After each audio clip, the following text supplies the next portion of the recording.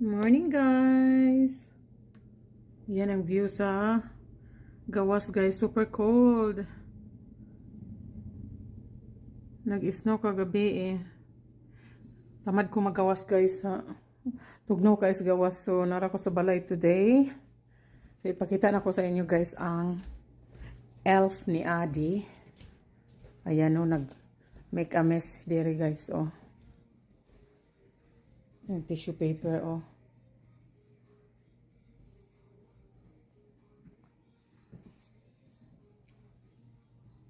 Ayan ang message ng elf ni Adi.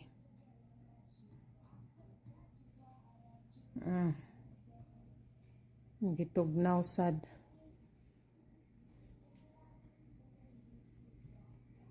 Makita na niya unya pag uli gikan sa school. Tuwa pa siya sa school. Ayan lang guys. Bye bye.